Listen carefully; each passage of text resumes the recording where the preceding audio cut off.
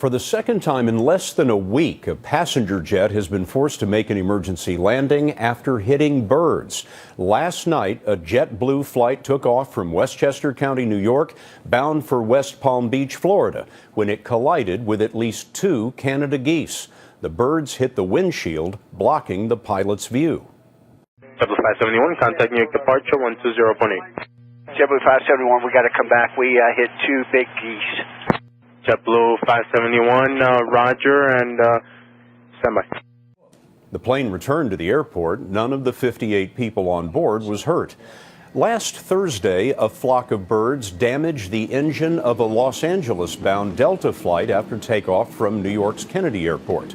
And that same day, Vice President Biden's plane hit birds during a landing in California.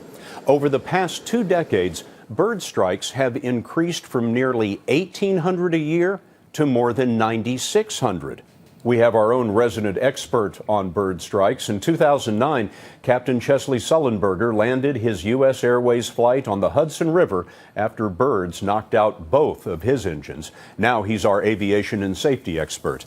Sully, why have the number of bird strikes increased so dramatically? Scott, the bird populations have increased, and we're flying more flights now than we ever have before. What can airports do about this? Effective land use planning around local airports is the best to prevent birds from roosting near the airport. It's important that we not build anywhere near an airport anything likely to attract birds, especially at trash facilities. You don't want to build a garbage dump next to an airport, for example. Exactly. In fact, in New York City right now, there are plans to do just that. And it's a terrible idea to build something there that's likely to attract birds. Seagull magnets, you might call them. You know, I wonder how much does pilot training have to do with bringing the plane back successfully? You know, as much as training is important, it's real-world operational experience that's necessary to handle kind of ambiguous situations like a bird strike. What's really important is that during the FAA current rulemaking on the minimum amount of pilot experience that pilots have to have, we're raising it from the unbelievably low level of currently 250 hours to be an airline pilot to at least 1,500 hours.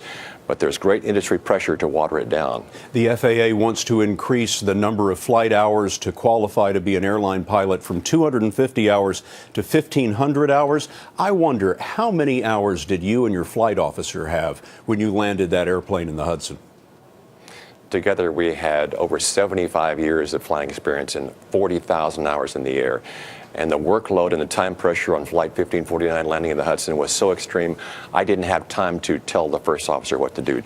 Had he had only 400 or 500 hours of flying time, we could not have had as good an outcome. 40,000 flight hours together. Sully, thank you very much.